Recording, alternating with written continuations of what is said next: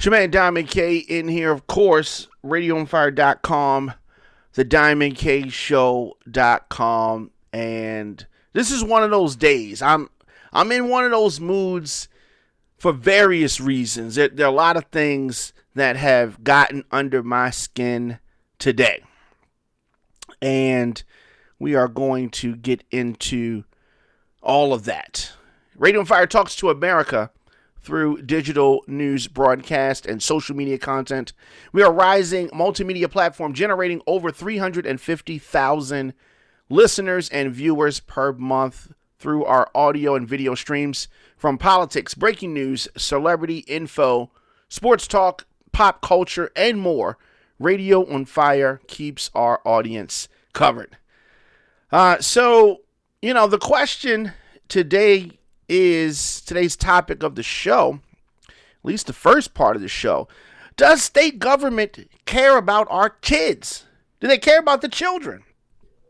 Why do I ask this? Of course, various governors across the country have done this. So this is not something exclusive to Maryland. But the governor of Maryland, who is named Larry Hogan, he says that all Maryland schools can begin to safely reopen for in-person learning, right?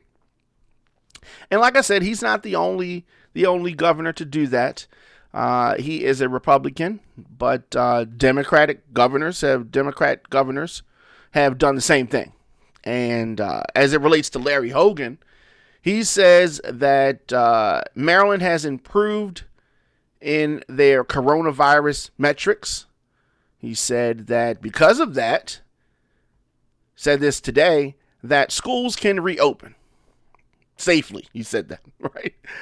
Here's a quote from Larry Hogan, governor of Maryland. He said that I am announcing that as a result of our improved health metrics, every single county school system in the state of Maryland is now fully authorized to begin safely reopening. These are the words of Maryland's Governor Larry Hogan. He continues, there is broad and overwhelming agreement that finding a way to begin safely returning children to classrooms must be a priority. There is no substitute for in-person instruction. I hear you, right?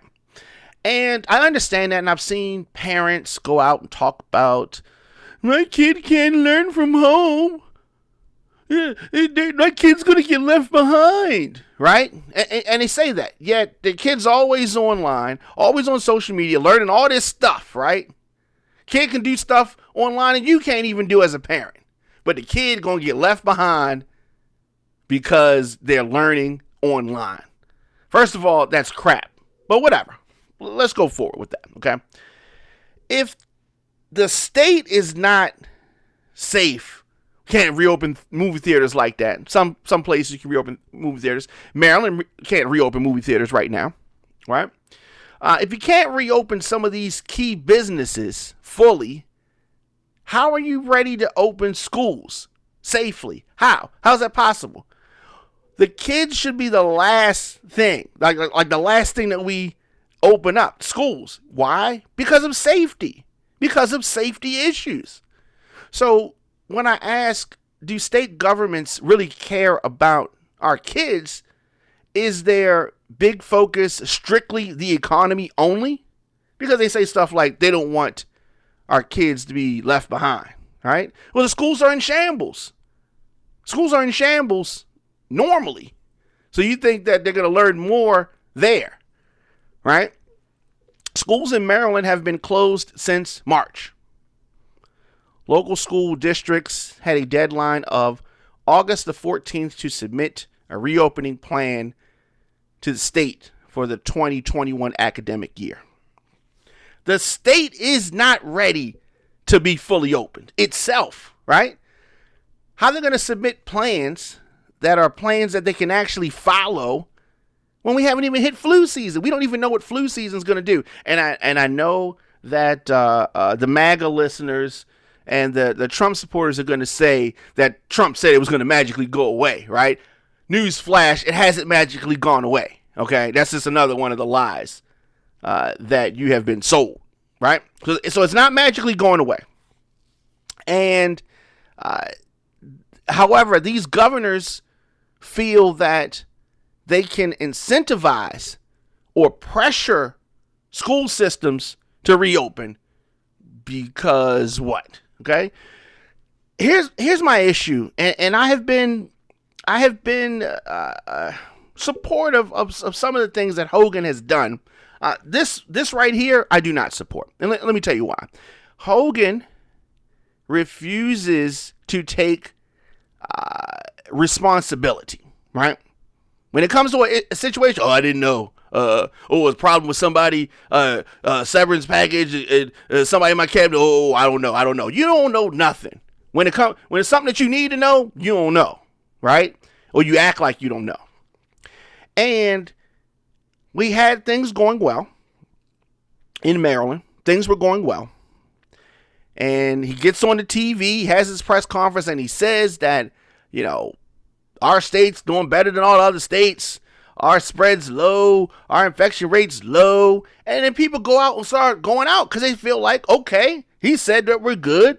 So they start going out. They start having parties. They start going places, right? And then what happens? Then infection rates start to go up, right? Then he turns around and blames the people that he told that the rates were fine for the rates to increase again, right? So he shuts everything down again, or not shuts everything down, but he kind of shuts some things down, right? Kind of bumps people back a little bit in the opening of things, right? Now he's telling them again, everything is fine. The rates are as low as they've ever been since March, right? And then people are going to go back up. You're going to open the schools up or pressure schools to open or make people think that it's okay to open schools in Maryland. And then when the rates go back up, who you're going to blame them again, right? Right? This is your fault, right? It's not time yet. It's not time yet.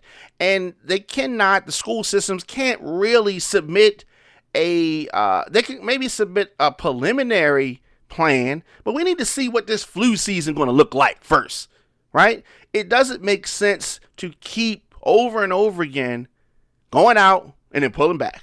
Going out and then pulling back, right? We need to stay in a holding pattern at least for one semester, right?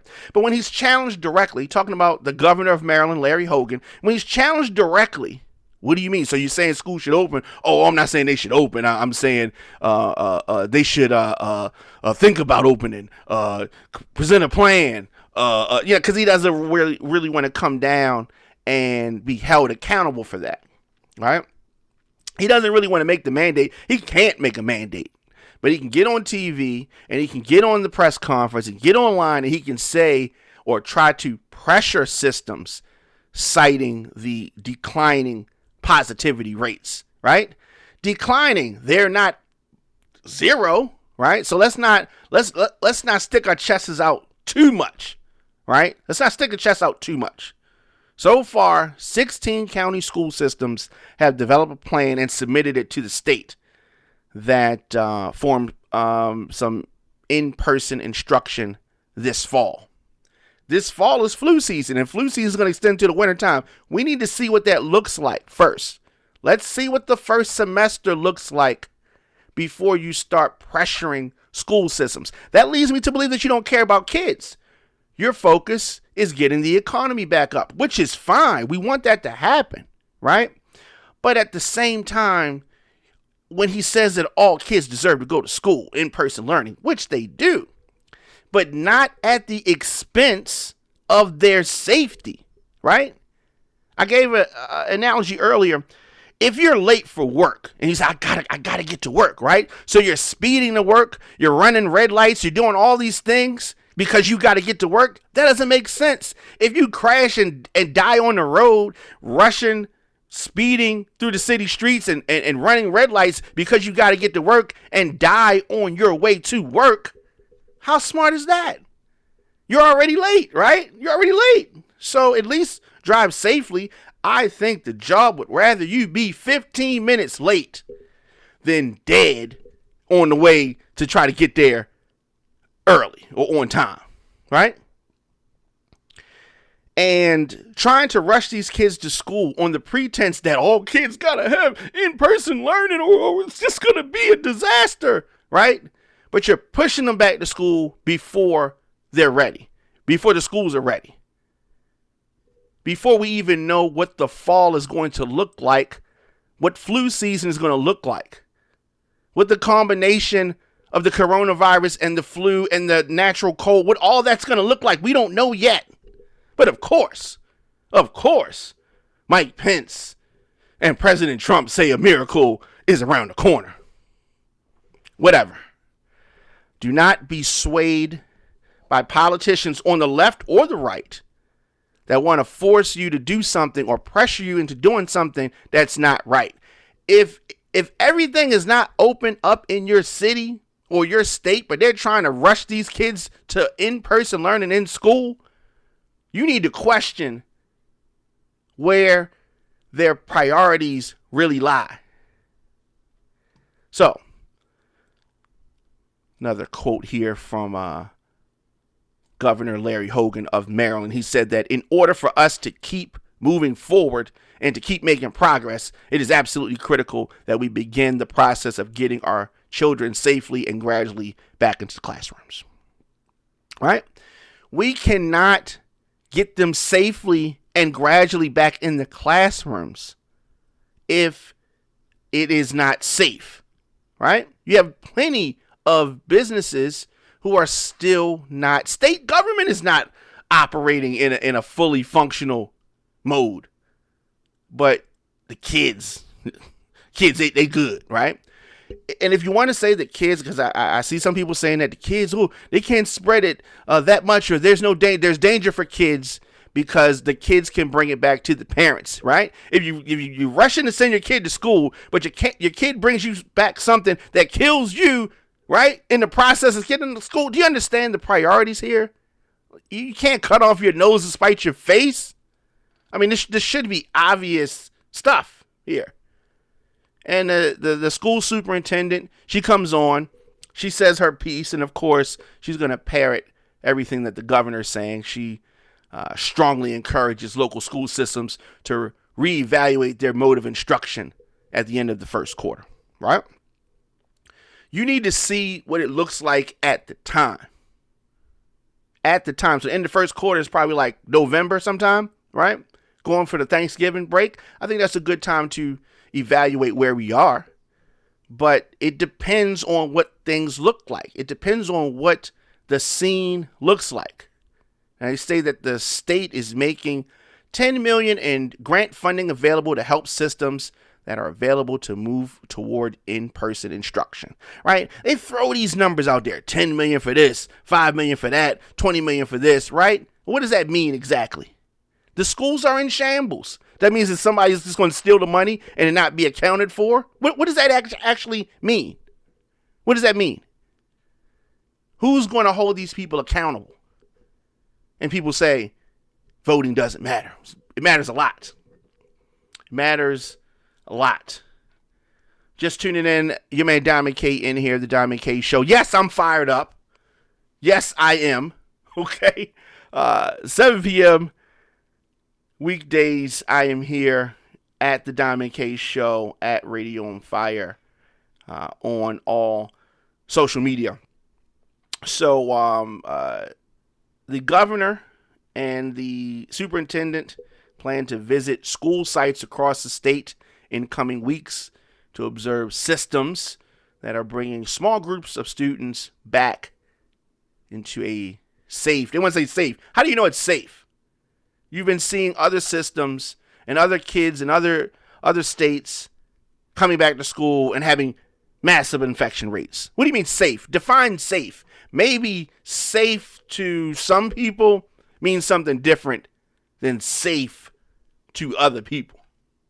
Safe, right? You just throw the word safe around like you know, what does it mean exactly? Like everybody has a different definition of the word safe. Anyway, proceeding.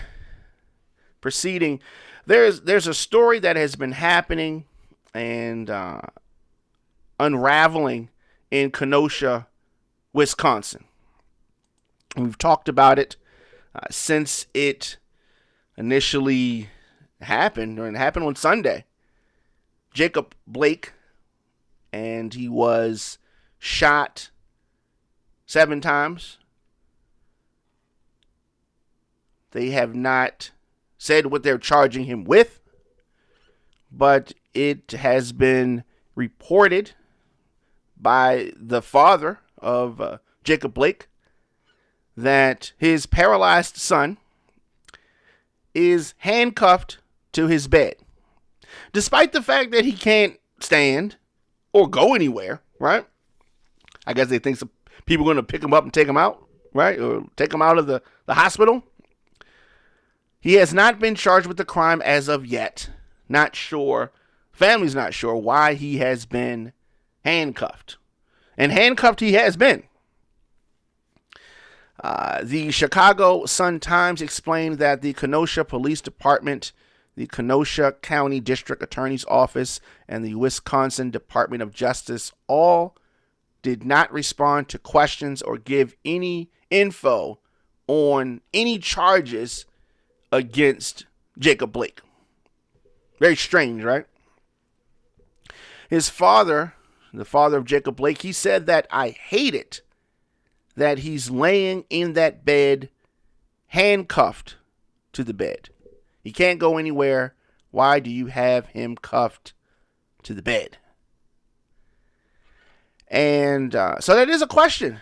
That is a question as to why this is happening. We don't know, and I'm assuming that they're going to reveal something at some point in time. But authorities have given their first versions, their first kind of rundown of what they say happened in this case. Ironically, it is 3 days after it occurred, 3 or 4 days after it happened, right? You had to concoct something, right? You had to come up with something, because if this is the truth, as to what happened, why did it take so long for them to start to put stuff out? We know that Jacob Blake's 29-year-old African-American who could have possibly had a knife, which doesn't matter. Whatever the reason was, he is paralyzed now. And he was hit by 4 of 7 shots fired at his back. The officer, Rustin Shesky, has now been identified by the Kenosha, police department and that whole movement over there. Okay, so he has been identified. 7 years on the job, and it's continuing to go and take shape. And the story that it appears to me that they're trying to tell is that he was going for the knife, and the police thought that he was a danger. They tried to tase him, and they had to shoot him to take him down because all of the officers felt like they were in danger with their guns, and he had a knife. And that's usually the story that they tell. However, here's what's ironic about this. In the same vein, they're going to say that the 17-year-old with an automatic weapon that just killed 2 people, got blood on his hands, and injured another person, walks past them. He's no threat.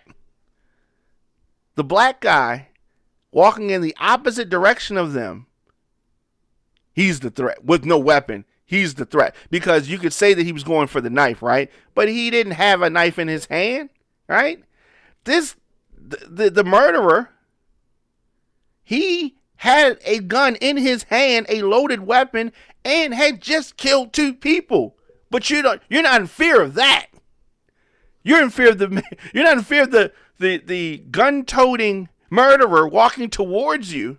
You're scared of the unarmed black person walking away from you. Make that make sense, because it doesn't. Other than pure racism. Other than that, how else can you quantify that? Just like now, how can you quantify that? This man's paralyzed from the waist down. While the 17-year-old murderer who murdered people who were protesting the near assassination of Jacob Blake. He actually murdered somebody. So the family attorney of Jacob Blake is working to ensure that he can go home once he's released from the hospital. Who knows when that will be? Who knows when that will be? His son's eyes are swollen. Talking about Jacob Blake, his father, he said that his son's eyes are swollen. He looked and sounded like his son, and he's alive. Seeing him in the hospital was like walking across a desert to find someone waiting with a glass of water, his father said. It was way more than fulfilling. It was a feeling I can't describe. And of course, many victims of this police misconduct are dead. And it just so happens that Jacob Blake is alive. And that is, it's just one of those things, considering how many shots were discharged, the, proximity that they were discharged. It is I'm just surprised that the guy's alive. Just surprised. You're tuned in to Don McKay's show, Radio on Fire. Of course, we are talking about a lot of things. Now, some people, as it relates to sports and athletes, some people tell them, shut up and dribble, right? How dare you speak about, anything related to social issues, right? Some people say that about our athletes. Not me. I don't say that, but some people say that. So Thursday's games have been postponed, just like Wednesday's games were postponed, and the league is hoping to resume play either Friday or Saturday. And that's in the NBA. NHL postponed Thursday and Friday. And these are playoff games, right? These aren't just some bum games. These are playoff games. And they have been postponed. Why did they postpone? Because of these very important social issues. 4 years after Kaepernick forced out of the league for trying to bring light to this very issue. This very issue. Baseball teams opt not to play. Number of baseball games were postponed Thursday, including the Nationals' home game against the Phillies and other games. So some NFL teams announced no practices today. And asked if Packers will practice tomorrow. Green Bay Packers say that they will formulate a plan this afternoon. And we'll see what the future holds. So the Bears did not practice this morning in what they're calling a schedule change. And at least as of now, they have not practiced. So not just athletes, we are human beings. Natasha Cloud said of the WNBA. So all scheduled NBA Wednesday games were not played. Thursday games not played. So, of course, a lot of people on the right upset. They don't like people speaking up about social justice issues. Oh, no. How dare they? Who do they think they are? Who do they think they are? That's what people on the right will say. Who do they think they are? And they are humans, is what many of the athletes are saying. LeBron James has a lot to say, as a lot of people do. Why do they have this to say? What is the issue here, right? You know, some people gonna say they're making all this money. How dare they don't need to speak about this? If I want to hear my athletes talking about this kind of stuff, you know, I mean, just whatever. It is too widespread. It is happening too often for people to sit and ignore. At this point, how can you ignore what's staring you right in your face? How can you ignore it? Now, we saw athletes over the years. Some have engaged in, social commentary. I mean, because a lot of these athletes very well could be George Floyd or Jacob Blake. They can get stopped by the police just as well. It happens. Right? That happens. And so them not speaking on these issues does not change the fact that this could be them or their children. So it affects everybody. If we can get this all worked out, if we can get everything operating on one accord, things would be a lot better. Things would be a lot better. But the powers that be seem to want us to have discourse that is negative. They seem to want us to be on opposite sides. They seem to want that. I don't know why. They think that that's the best way to control us. I don't know. But it needs to stop. And a lot of athletes think, and I agree, that not having games forces people to focus on the issues without the distractions. Sports can be a distraction. Entertainment can be a distraction.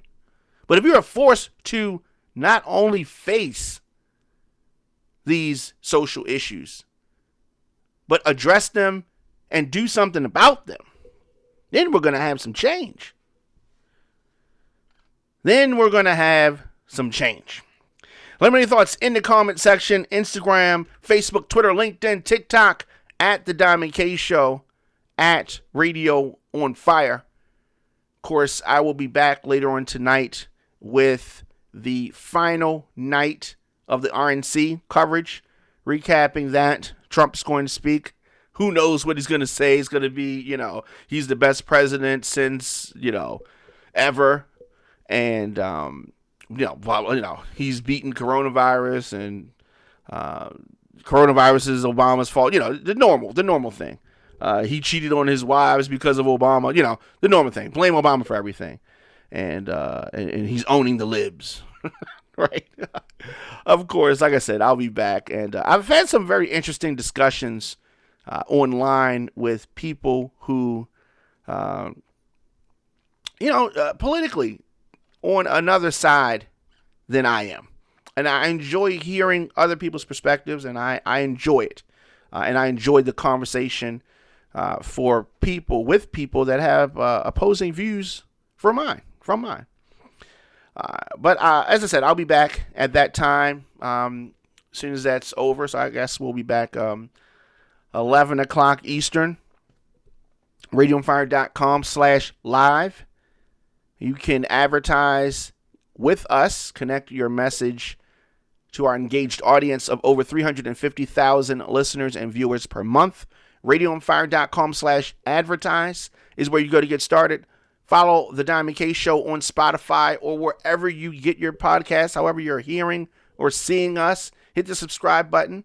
New shows drop daily. RadioOnFire.com, TheDiamondKShow.com. You can always support the program via Cash App, $DJ Diamond K. And of course, your donations help us continue to do what we do here on the program, and that's to bring you independent, progressive opinions on politics, social issues, and entertainment. For booking info or media requests, djdiamondk@gmail.com. Until next time, if you see it, then you can be it. It's all about having vision. It's your man Diamond K. I will see you guys later. Salute. Until next time.